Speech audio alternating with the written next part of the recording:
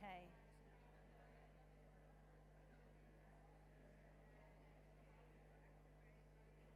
It's not that big.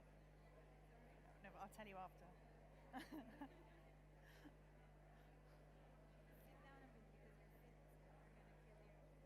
These are actually really comfortable. That's why I wear them, because I can't wear heels anymore because my knees are so bad.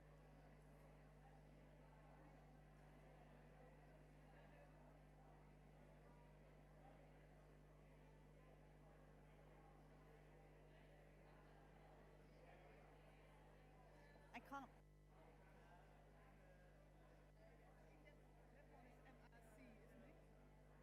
That's what. Ah, okay. Ready to start? Amazing, amazing. Okay, great. Yeah, thank you. Hello, lovely to see you. Thank you. How are you? Ready for the battle? Great, great. That's what I like to hear. Okay, good. Should we go? Yeah, we're ready to go. They said I can start, right? We're ready to go. Let's do it. Don't know if this is. Oh, good evening, ladies and gentlemen.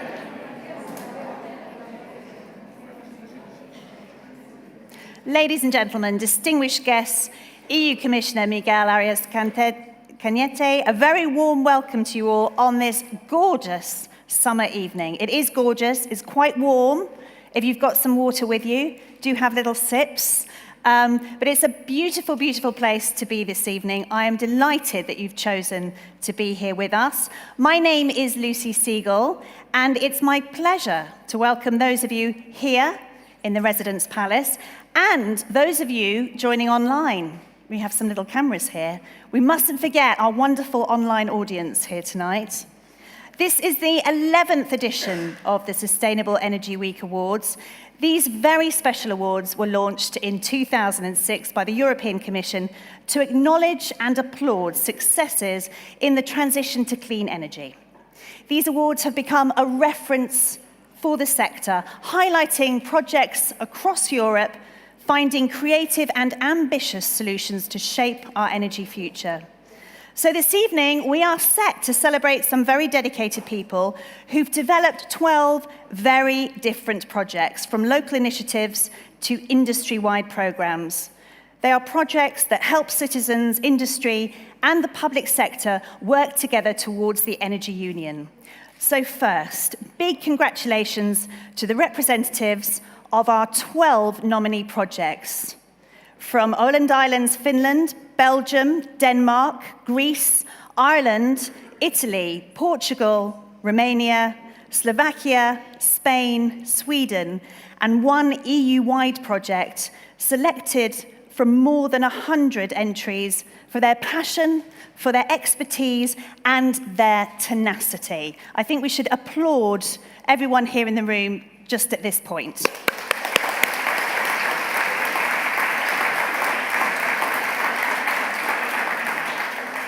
I also wanted to hear how loud your applause is. I think we can do a little bit better, but that wasn't bad. That wasn't bad.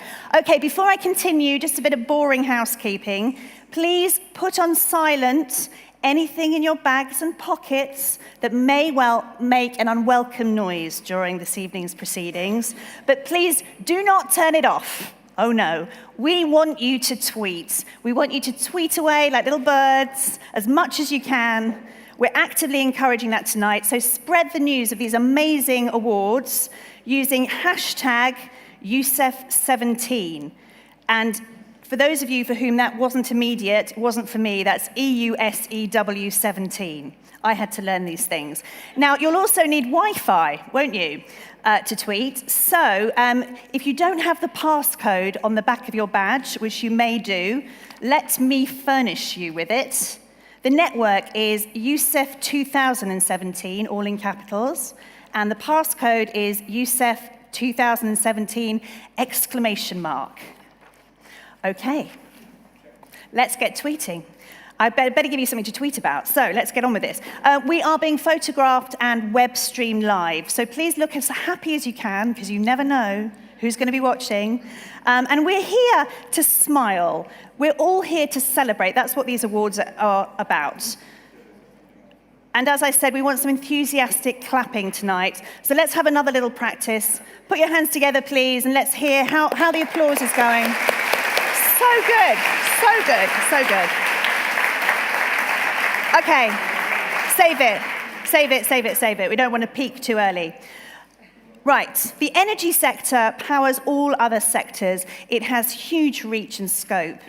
But we've now got a little interlude, which I think is very, very interesting, and we're going to have a look at another sector that has huge narrative reach and appeal, the fashion industry. The global $3 trillion fashion industry has undergone extraordinary transformation over recent years. It represents a full spectrum industry, so it goes from the raw material, the cotton in the field, right the way through to international fashion weeks and the runways, New York, Paris, all of that stuff as well. The global garment supply chain employs around 60 to 75 million people. So they're big statistics, but the industry is beset by problems. It fails to account for human and environmental externalities, and sustainability seems a long way off for many parts of the industry. Innovation is the critical component for fashion to achieve the system shift it needs to get anywhere near sustainability. It's time to reinvent the supply chain, if you like. So, here we are. We have somebody who's endeavoring to do just that. Ladies and gentlemen, I'd like to invite to the stage someone at the vanguard of innovation in technology for fashion. Please welcome Marina Tuters.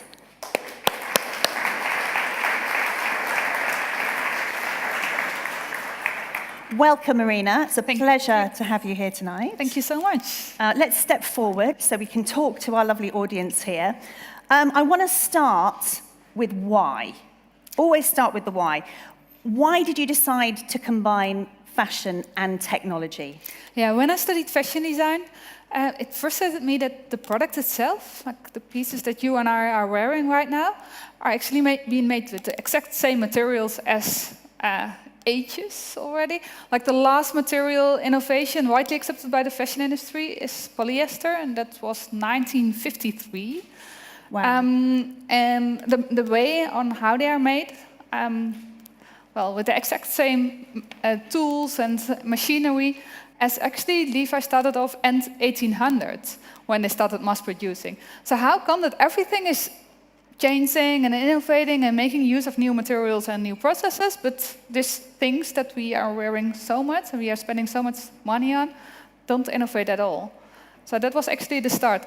Next to that, I'm very curious to everything that's happening in like the Technical Research Institute. So yeah, that brought me into this exciting field of fashion technology. It is exciting, and you are bringing in some very disruptive ideas. How are people surprised to find such disruption? I mean, you said the last time we had a new fabric was in 1953. Are they surprised to find it in fashion? And how do you kind of sell it to the consumer, if you like? Yeah, well, it's not such an easy thing because we are really used to garments. No one forgets to get dressed before you go out. Thankfully, nobody here this evening has. So, hardly anyone. Well, they're so with us, they're so close to the skin. So, yes, the consumers find it a little bit scary to wear like electronics onto our skin, but we are really used to wearing our phones every day and night, close with us. So there still needs to happen something, and there's my son. But the impact of the pieces that we are wearing right now, it's just too much. So you're trying to address the sustainability problem through your innovation as well. You've got some physical examples of your innovation and your disruptive nature, which is brilliant. Can you introduce us to this one, first of all? What's going on here? Yeah, this is a solar cell jacket. We came with this idea about 5 years ago of solar fiber. So that's a fiber that conducts sunlight into electricity. But before we could start off with making this, we thought we needed some proof of principle that is really needed. So this is a solar cell jacket with off-the-shelf solar cells that is actually charging your phone. So it is functional. So it charges your phone, and these are little photovoltaic Yeah. panels here. Yeah. Brilliant. But- But. Yeah, What's the but? yeah, you can't call this wearable.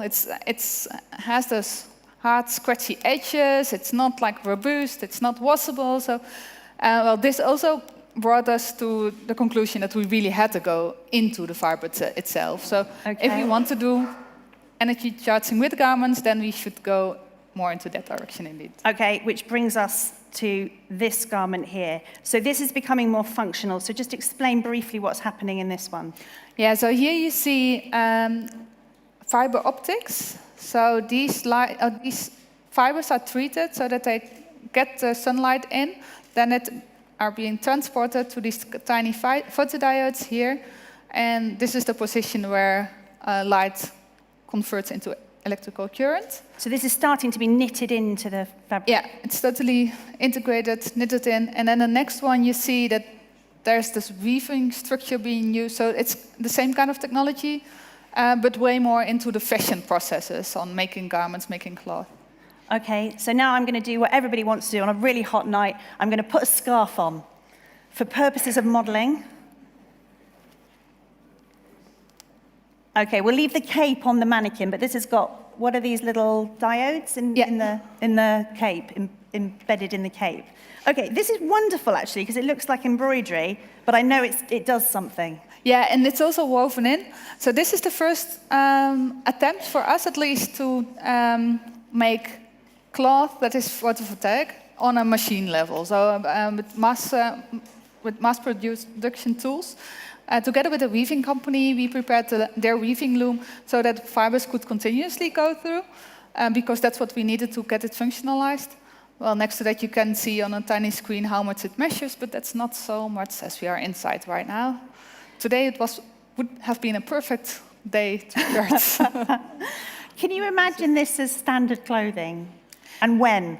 Yeah, well, we still have to increase on functional level, but yes. Everyone experienced his or her phone being run out of battery. So, and with garments that we always have with us, we can also put them on, well, at least in the scarf setting, we can also put them somewhere. So I think this is already a first attempt into more functionalized thinking about garments. Next to that, there are a lot of endeavors into making garments more supportive and functional and starting to care for us. But before that actually can happen, we need this power solution or this energy solution for our wearables. And this is at least one attempt into that direction to solve and also bring wearable technology to the world. Well, there's plenty of people here tonight that you could potentially work with. We'll say that. I hope you're all tweeting, by the way, #YouSEF17. And actually, if you want to ask Marina any questions, if you put YouSEF17, then Marina will see those, and instead of having a drink later, she'll spend all night answering your questions. How's that? Okay, now I think we can say it really brings innovation to life when you actually see it, physically see it. But these are, in a way, these are the successful models.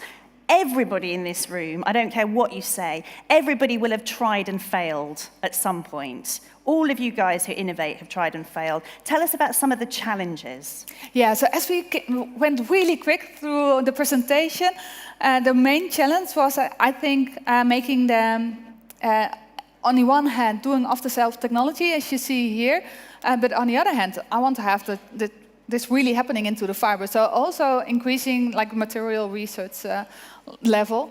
And we need that to do that together with the market pool. So with these off-the-shelf technologies, we can develop a market and show that this is possible, and also motivate then the scientific research. So that's always what I try to do, taking this twofold. So just make, prototype, build things, but next to that, of course, building this big ecosystem so that we also actually can meet market requests and make the productions there, and sustain and service these kind of items, because there's not an ecosystem there yet. Okay, final question. Scalability is important, isn't it? There's no point developing these things if they can't scale to some extent. This is a cruel question. If you had to pick one thing that we're all going to be wearing in the next 10 years out of your work, Which is it going to be? Yeah, then it's going to be an upgrade of that one. It's going to be the scarf, ladies and gentlemen. This time next year, we'll all be wearing the scarf. Yes. I hope so. Yeah, because that one is most prepared for like mass production already. But anyhow, we still need to do a bit more into making it more efficient. But maybe someone here can help me with it. There we go. We end on a plea for constructive help. That's really good. Marina, it's been fantastic to hear from you and about your game-changing work. I am going to put this back. Don't worry. Ladies and gentlemen, or Marina, you put it back. Ladies and gentlemen, put your hands together, please, and say thank you for that amazing insight from Marina. Thank you.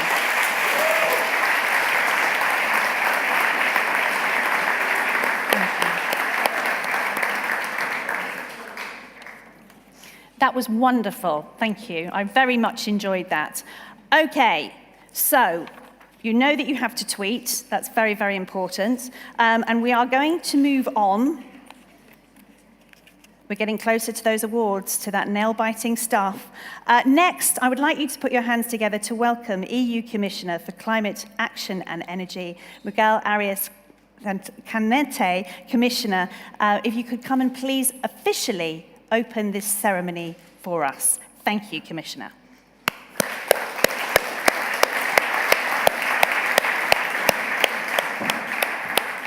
Thank you. Dear participants, dear nominees, distinguished guests, ladies and gentlemen, I am very pleased to welcome all of you tonight to the award ceremony of the 12th edition of the European Union Sustainable Energy Week. And for me, this is always one of the most memorable and festive parts of the week events, highlighting some of the projects taking place in Europe and highlighting the energy world we live in. It is clear that the development and the uptake of clean energy technologies is fundamental for achieving the clean energy transition and the goals set out in Paris. It is an ongoing process, and at the European Union level, we are doing our best to set a legislative framework which facilitates sustainable, market-oriented innovation. With our policies and public funding at the European Union or national level, we can provide the conditions, but the real drivers will be those of you who are willing to invest, making the most out of the opportunities that are provided. Tonight, we will present to you the 12 nominated projects selected from more than 120 applications. We have 3 finalists in 4 different categories: consumers, business, energy islands, and public sector. We also have a 5th winner, the one of the Citizens Award, following the results of the public votes, your votes. Let me just say a few words about islands. The award for islands is a new category which we introduced for the first time this year, and this signals the particular importance we give to islands in the context of the clean energy transition. This year we are launching the new Clean Energy for European Union Islands initiative. As islands are often more isolated than other areas and face different challenges, they are sometimes encouraged to find solutions that wouldn't be tried elsewhere. When this works, and that is what we have seen in the examples given here, they provide lessons that we can all learn from. But the same is also true for all tonight's finalists. Dear finalists, your projects show that sustainable energy stands for creativity, sustainability, innovation, and business. Congratulations, because you are all winners, and I am sure that you will provide a big source of inspiration for all of us. Thank you. Thank you, Commissioner. Thank you. Thank you. Thank you. Thank you for providing some important insight for the evening ahead and mentioning Paris, because yes, that is what we are all working towards. Now, if you've been here before, you'll be familiar with 4 of the categories: consumers, to reward actions leading to the behavioral change of energy users; businesses, to reward forward-thinking businesses which are exemplary in their production or use of energy; public sector to reward public and non-profit organisations taking exemplary initiatives in energy efficiency or use of renewables, and the Citizens Award, as the Commissioner just mentioned. This is voted by a diverse public from across Europe and recognising one of those 12 finalists, the one that best captured the public imagination. But of course, as the Commissioner flagged up, we have this new category this year, Energy Islands, rewarding initiatives to increase sustainable energy security in communities that are not connected to a wider grid. As you can see, the awards undergo transition year on year, in step with the evolving European energy landscape. So before we dive into the most nerve-wracking part of the ceremony, and I promise you we are getting close, when we discover those winning projects, let me remind you briefly how this competition works. All applications were checked against a set of eligibility criteria and shortlisted by a technical advisory committee composed of experts in various sustainable energy areas. Initiatives were judged for excellence in their area and innovation, measurable impact and contribution to the EU's sustainable energy objectives, and replication potential and social acceptance. The 12 finalists and eventual winners have been selected by an independent jury of experts with an online public vote determining the winner of the Citizens Award. Working behind the scenes to make some very tough decisions, and I understand these were very tough decisions this year, was our multidisciplinary jury. Let's take the opportunity to thank them. I'm just going to read and tell you who they were. President of the jury, Jerzy Buzek, Member of European Parliament and Chair of the Committee on Industry, Research and Energy. Monique Goyens, Director General of the European Consumer Organization. Professor Marianne Haug, who teaches energy economics at the University of Hohenheim in Stuttgart and renewable energy at the Oxford University Energy Seminar. And last, but certainly not least, Santiago Blanco, Head of Innovation for AISA Smart Infrastructures. Thank you to all of our judges. Please join me in a round of applause to thank them.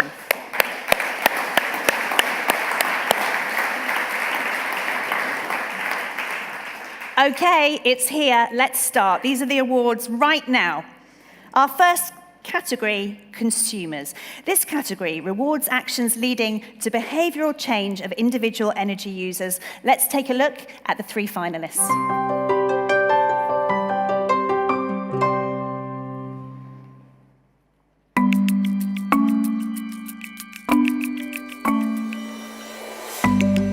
To achieve environmental sustainability, the town of Santorso in Italy has tapped into its greatest asset, its citizens.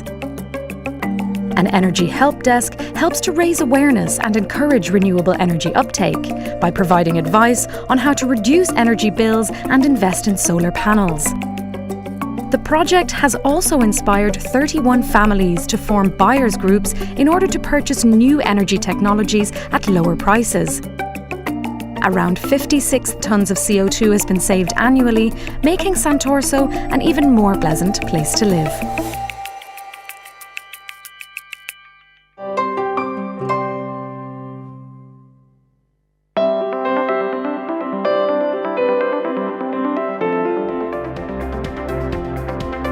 Dublin's energy agency, Codema, has developed a toolkit that helps householders understand how their home uses energy and find possible savings. The kit is available from Dublin City Public Libraries. Householders can borrow it for up to 2 weeks and use its 6 tools around their home.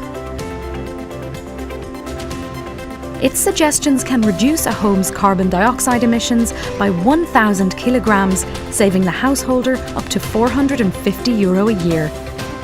That's good news for citizens' wallets and the environment.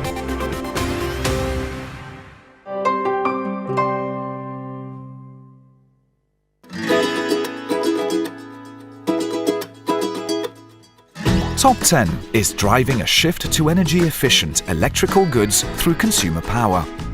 It is present in 16 countries in Europe, where its researchers identify best-in-class products and the greenest ways to use them.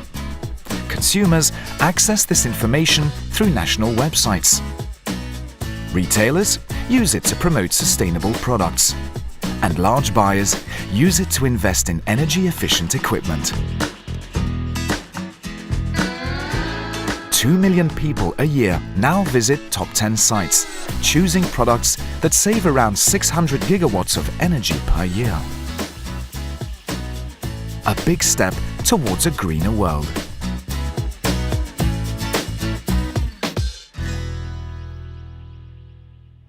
Very good, very good. Round of applause for them.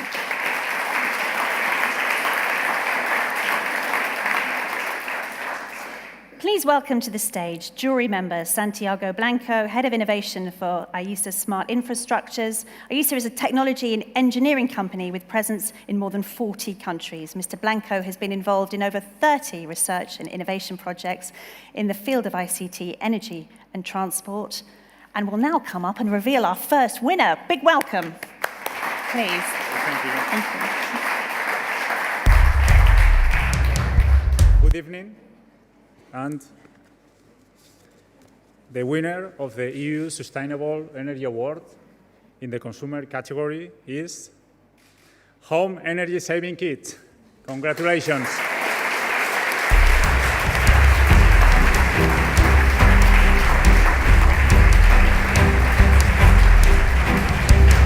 Congratulations, well done to you, well done to you.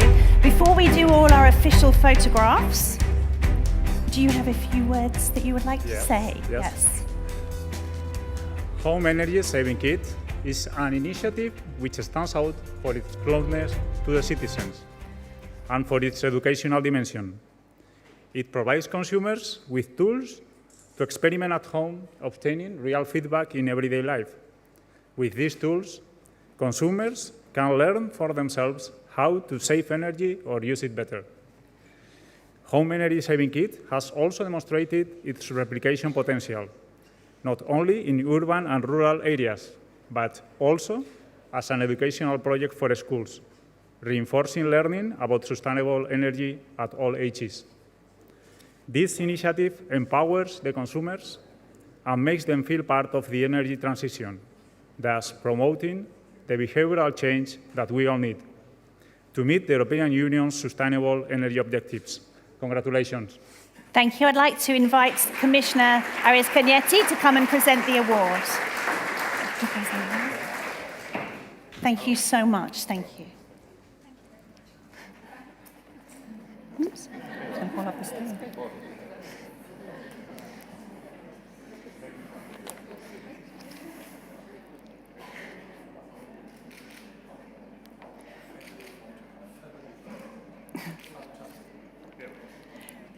Thank you so much, Commissioner. If you two could return to your seats, thank you very much. Thank you. Ladies, you're going to say a quick word, I hope. Thank you very much. Thank you.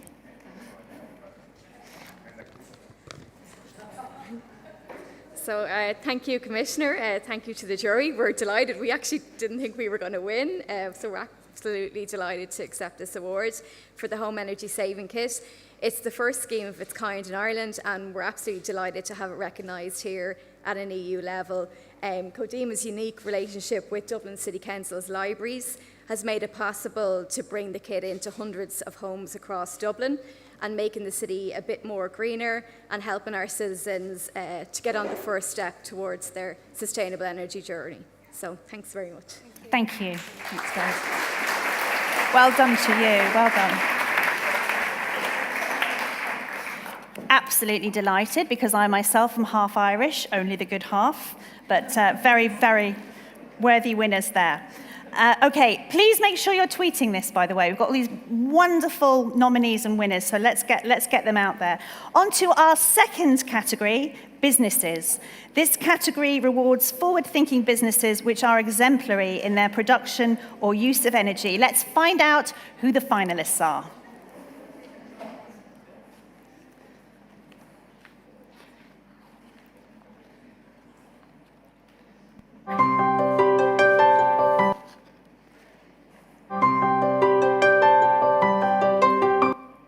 We'll just make it a little bit bigger.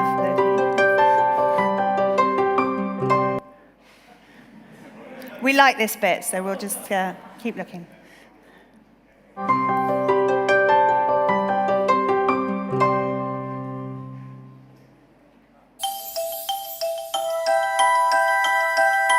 Shopping centres are big energy consumers.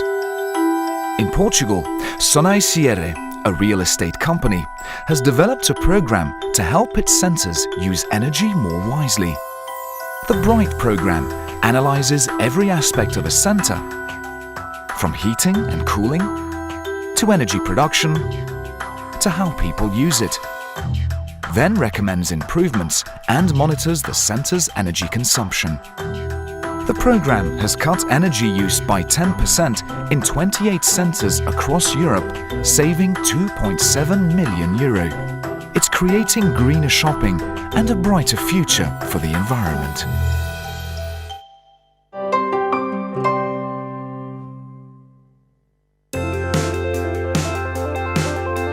In the Slovakian town of Trebisov, switching to renewable biomass to provide energy for heating has brought benefits to citizens, farmers, and the environment.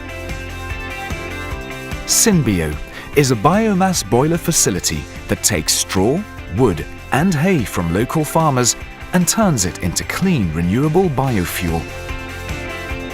6 new jobs have been created, and CO2 emissions have been cut by some 6,100 tons a year. The successful switch to renewable energy promises to bring benefits to everyone.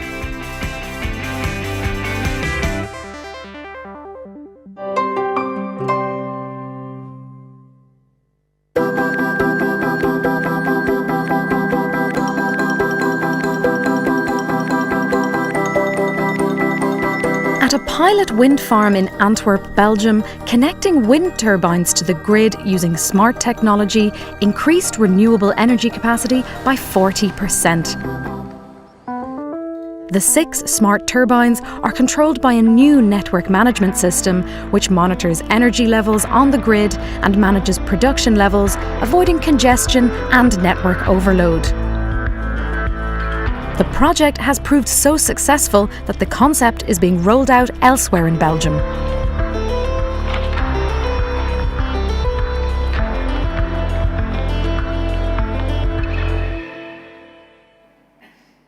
Ladies and gentlemen, please welcome to the stage Jury President MEP Jerzy Buzek. And yes, we should have a round of applause for those. My bad.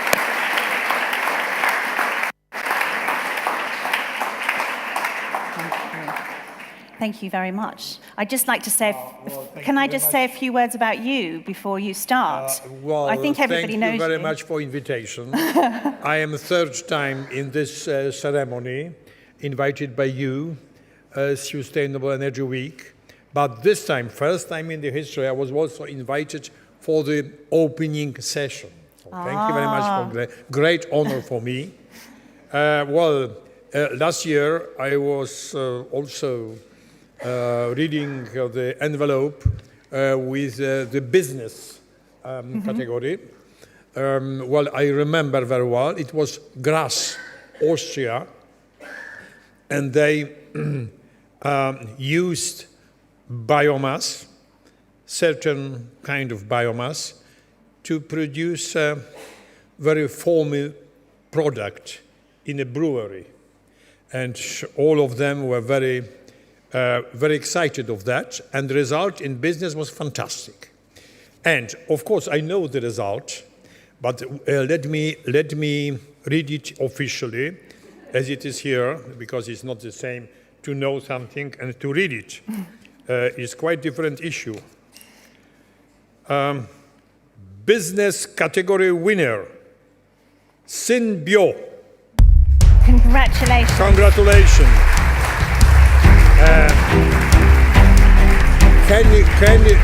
If I can explain you, is from Slovakia. Our nominations was excellent. From western part of our continent, Portugal, from the centrum, for Belgium, we are just now here, very, very centrum, and from the eastern part. And I know very well the city, which is Trebišov, is something like 20 kilometers from eastern EU border, from Ukraine, very close to Košice, bigger town. And, you are not producing something as foamy as last year, but also using the biomass, as it was so the straw, woods, for producing heat for the farmers. And the effect is fantastic. And let me say, because we chose the proposals from the different part of our continent, so our congratulations for you. And what is the most important? To repeat your example from the eastern part of European Union to the western, south and north. That's our desire. So all the best. Thank you very much. Congratulations once again. Thank you very much. If I could ask the Commissioner to come up and have a photograph with the winner. Thank you. Sorry, you have more work to do than anyone in the whole room.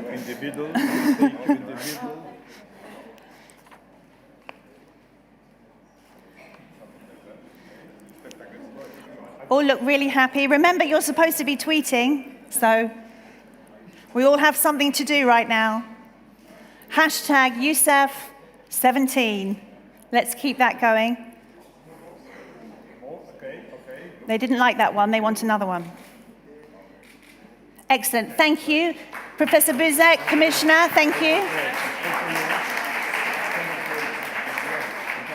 Thank you so much. We heard, we're going to hear a few words from the winner here. We heard an excellent rationale as to why you're the winner. Now let's hear from the winner. So I would like to thank the expert jury for the opportunity to present our Symbio project to the wider public, and also for granting us this prestigious prize. My sincere acknowledgements goes also to my colleagues who helped us with this project and all the people we worked together. And it was a tough one because it's our project Symbio is the biggest project supported by the Norwegian grants in Slovakia, and I believe that we mastered in honor. Trebišovská energetická company has long been developing the idea of an ecological way of heating, and I will try to contribute to the energy sustainability also for the future. So thank you very much. Thank you. Chivalrous to the last. We love that. Congratulations, Symbio. Excellent, excellent project. I think we can all agree. Treasure your trophy. It's very, very precious. Okay, so where are we now? We're on our third category. I've just answered my own question. And this is the new one, Energy Islands. This category rewards initiatives to increase sustainable energy security in communities not connected to a wider grid. Let's take a look at our three finalists.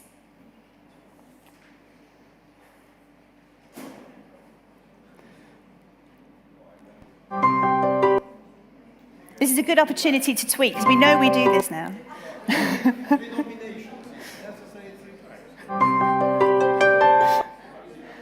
We're habitual humans.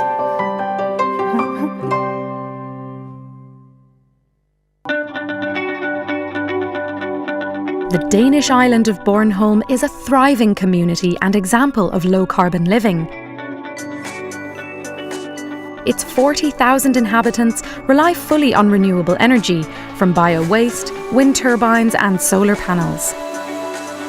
They're also switching to green, healthy transport, cycling and walking, supported by infrastructure for electric vehicles.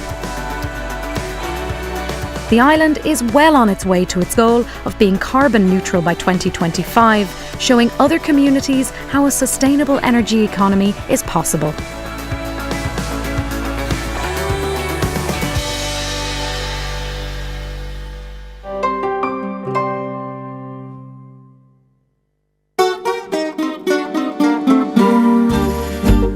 An energy revolution is happening on the remote Greek island of Tilos, where construction of the country's first hybrid renewable energy storage station and smart microgrid will begin this summer. The prototype battery-based system will interact with wind power, solar power and demand-side management, enabling reduced reliance on oil-based electricity coming from the neighbouring island of Kos through an undersea cable. This will make the island more energy resilient, providing up to 70% of local energy demand. Tilos could become a model for energy resilient islands and communities, regardless of how remote they are.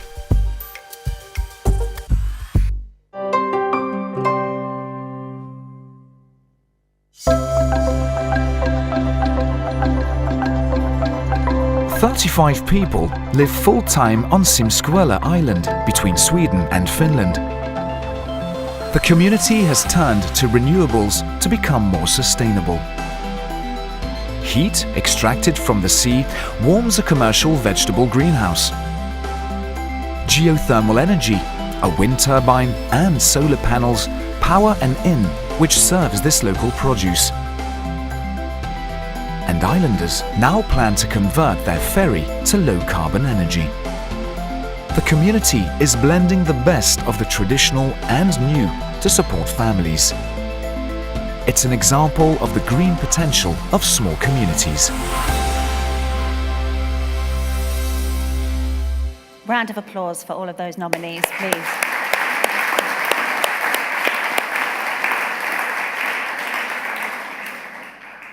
Monique Goyens, Director General of BEUC, the European Consumer Organisation, is an organisation that represents 43 independent national consumer associations in 31 European countries. So we can truly say Ms. Goyens is a consumer expert and advocate par excellence. I'd like to invite her to the stage to present the next award. Thank you. Thank you. So, the winner of the European Sustainable Energy Award 2017 for the category Energy Islands is Tilos.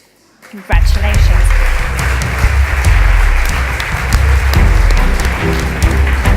Come on.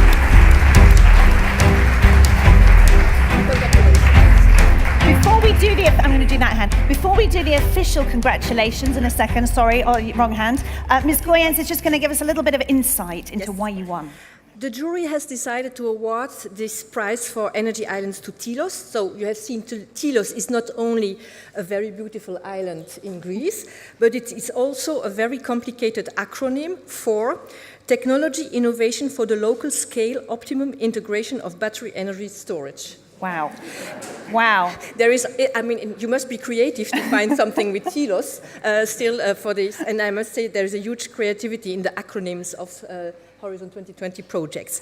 Now, why has this been awarded? Because this project highlights an innovative, integrated approach towards maximizing sustainable energy solutions for islands.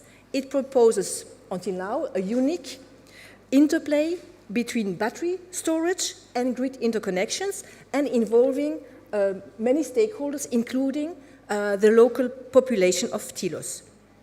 The introduction of a first ever production license for a battery-based hybrid system in Greece disrupted the energy market and the regulatory framework.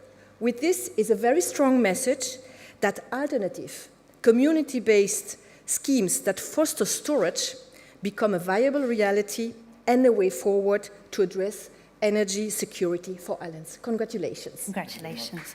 I'm going to pass that to you. Commissioner Arias Cañete, yet again take to the stage. Thank you so much. Thank you. Well done, guys. Thank you.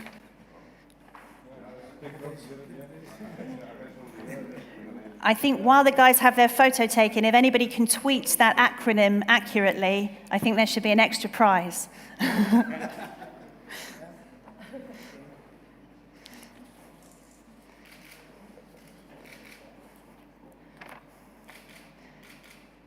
Happy? Yes? Great. Thank you, Ms. Goyens. Thank you, Commissioner. If you could take to your seats. And then, guys, would you like to say a few words? Thank you. Thank you. Thank you very much. We're really grateful to you all. Thank you, Commissioner. Thank you to the jury. I think it is clear that the bouzouki made a difference in the beginning of the video. I saw the reaction over there. I would like also to thank the people of Tylos. There are 400 people over there in a tiny island at the southern eastern Aegean Sea. Let me say that in Greece we have a total of 32 non-interconnected islands. This is a country in crisis that faces an annual cost of 800 million euros dedicated to oil imports, just to sustain the operation of these island systems. And what we develop in Tylos, we believe is going to be a solution that, with scalable characteristics, that is going to be cost competitive. Actually, it is already cost competitive to at least 2/3 of these island systems. The production cost over there ranges between 150 euros per megawatt-hour up to 1,000 euros per megawatt-hour for some small-scale islands. And currently, we can compete with 2/3 of these island systems. This is the message that we want to pass. And again, our thanks to you all. Thank you very much. Thank you. Well done. Well done. Congratulations.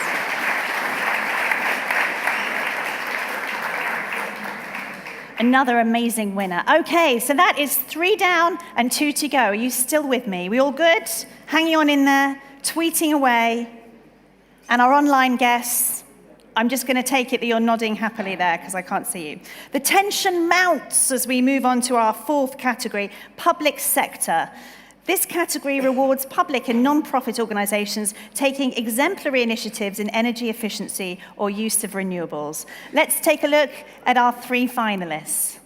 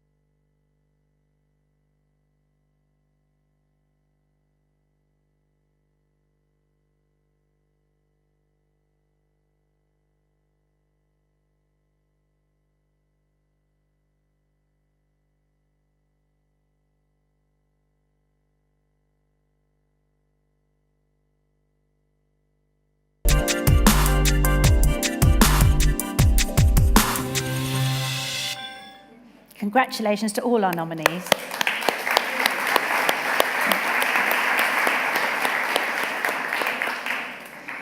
Now, as we heard earlier, Professor Haug teaches energy economics at 2 of the most prestigious universities in Europe. She also serves as a member of the Horizon 2020 Advisory Group on Energy, and she's here right now to reveal our winner. That's enough. She's too modest.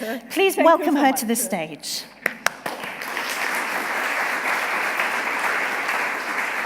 As you can see, this was a very difficult selection. All three projects do a lot for the end consumer.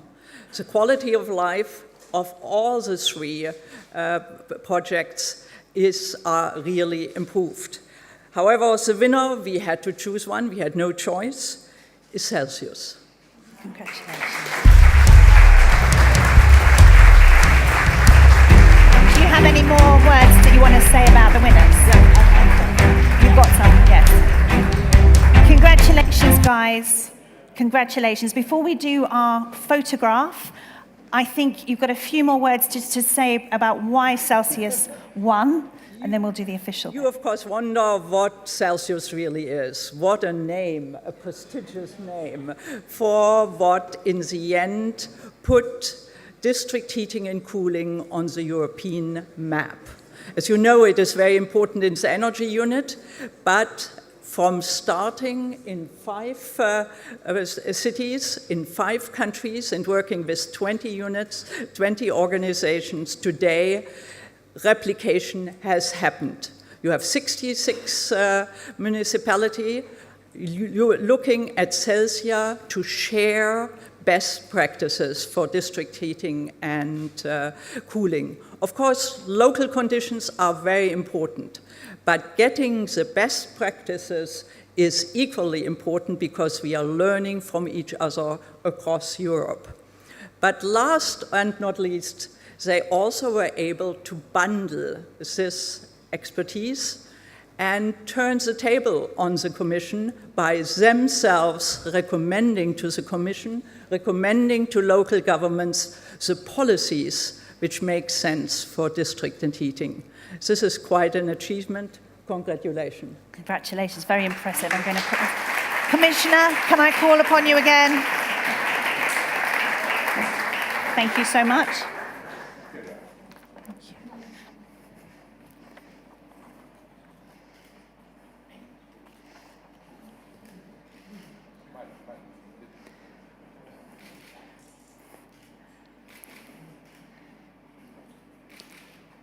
Great, thank you, Commissioner and Professor Haug. If I can ask you to take your seats. Guys, would you like to say a few words? Thank you, thank you.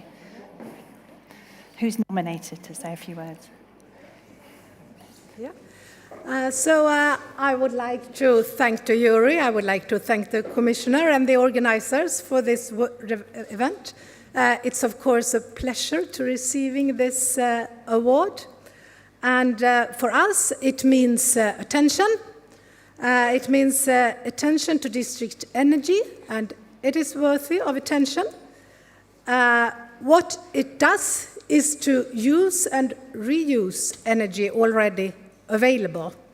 The challenges, however, to transport it from where it is produced to where it is needed, and that is where Celsius comes in. We are a consortium of 5 cities. It's where we have shown that this is possible. So it's London, Rotterdam, Genoa, Cologne, and Gothenburg.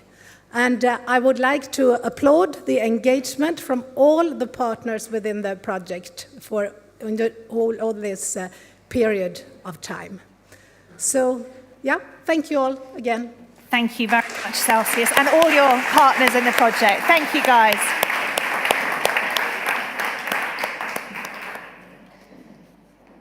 Very impressive project there, and I love the way they're cradling their award. I can tell it means a lot. That's what we want. That's what we want to see. Keep tweeting. We're almost there. Our 4 brilliant winners, we've seen them. They've been handpicked after much discussion by our expert jury. But it's not just about expert opinions. Oh, no. What did the public think? At the end of the day, they are the ultimate beneficiaries of these brilliant ideas made concrete. To discover the project that best captured the public's imagination, people around Europe were given the opportunity to vote online, and vote they did. Over 20,000 votes were registered. Someone please tweet that, that's amazing. That's more than double the number received in 2016. Let's first remind ourselves of our 12 finalists. Participation for Sustainable Towns, Home Energy Saving Kit, Top 10 Best Products of Europe, BRIGHT Programme, SynBio, Sustainable Innovation in Bioenergy, Active Network Management Pilot Project, Bornholm, the Bright Green Island, Tilos Island, Sibskola Island, B Energy Programme, Celsius Smart District Energy, and Bucharest Sector 1 Thermal Rehabilitation Programme. So, without further ado, I take pleasure in inviting back to the podium again to join me, Commissioner Arias Cañete.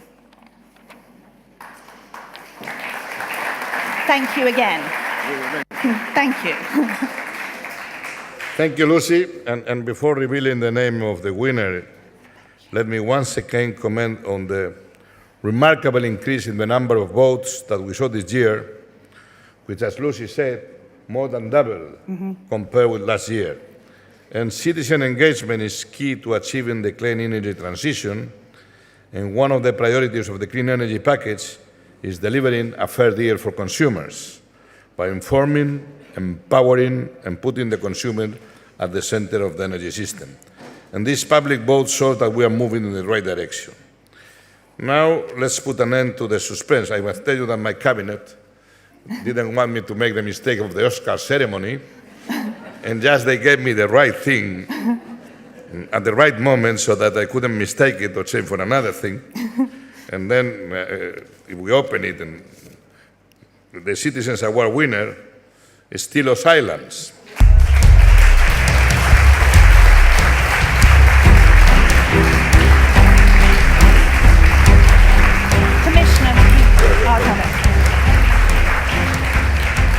And Tilos Island won the year public vote with an outstanding number of votes, more than 10,000.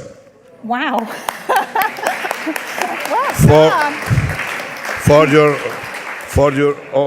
For your information, in Tilos, only 400 people live.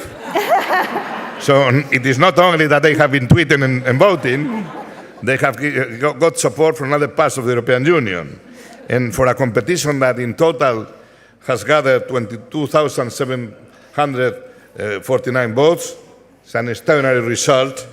And the University of Piraeus win demonstrates that the public overwhelmingly agreed with our distinguished jury members, but also that energy islands are much on the public agenda, not only in the agenda of the Commission. And islands, we have seen, have the potential to be the drivers of the clean energy transition and the development of innovative solutions. And congratulations once again. Congratulations. Thank you. Can I ask you to present another? Yes. Thank you. Thank you.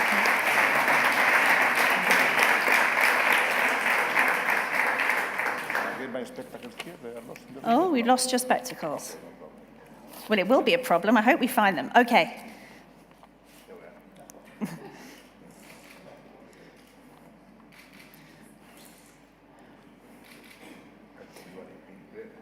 Commissioner, thank you.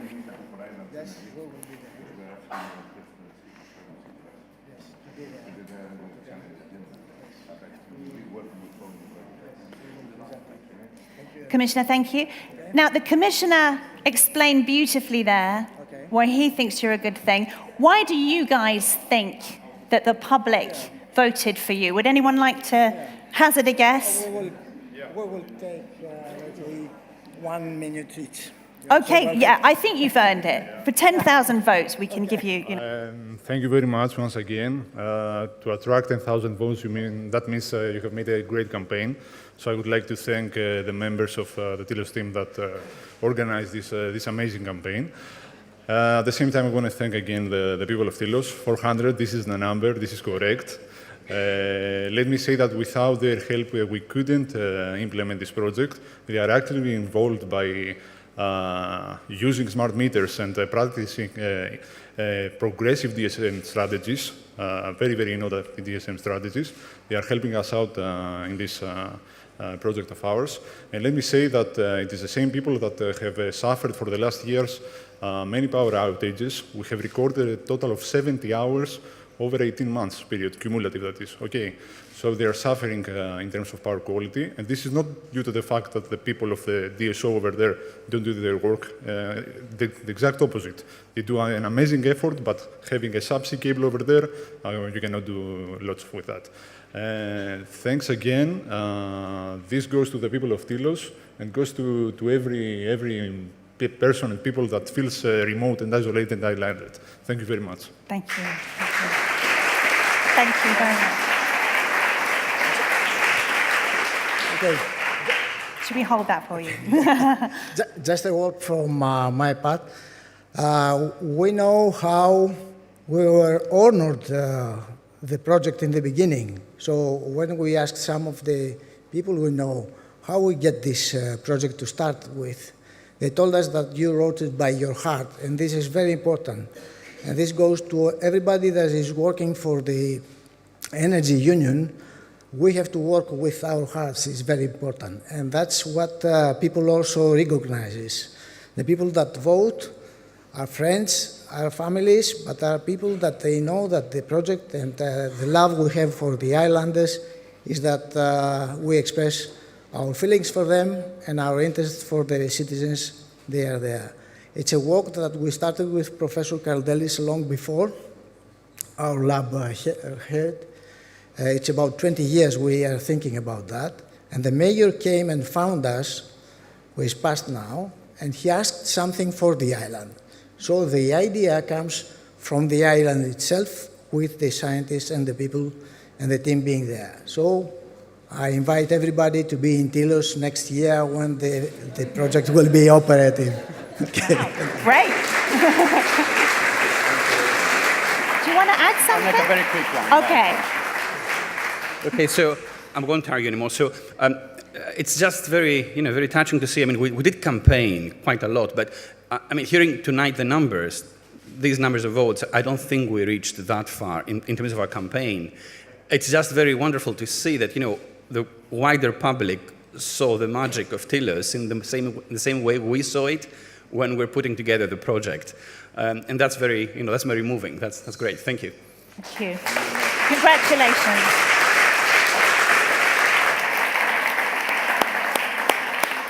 Tremendous vote of confidence from your European peers there. And we've all got somewhere to go on holiday, which is fabulous. Now, we've all been invited. You heard them say that.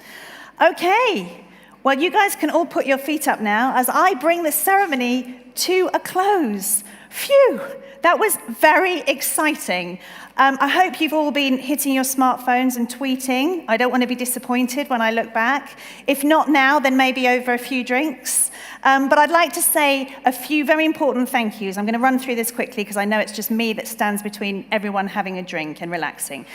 We would not be here tonight without the support of the European Commission, specifically Directorate General for Energy and the Executive Agency for Small and Medium-Sized Enterprises, and of course without the hard work and expertise of our independent, multidisciplinary jury chaired by Professor Jerzy Buzek. Thank you also to Commissioner Arias Cañete, our 5 very worthy winners, our excellent finalists, and the inspirational Marina Tutors. And above all, thanks to you, our audience, for attending and being so well-behaved and enthusiastic. I love that. I also want to offer my own thanks. Thank you for inviting me here tonight to present these awards. I don't think we should pretend that what you do is easy. Innovations often build as a kind of eureka moment that just happens, but building technologies, platforms, frameworks, and policy, it's a hard slog, isn't it? Progress is incremental. So for everybody here tonight, I want to say thank you for your commitment because it gives following generations a platform on which to build a sustainable future. The Commissioner mentioned the Paris Agreement. That's what sustainability is. So you are my heroes, all of you. Thank you. Thank you.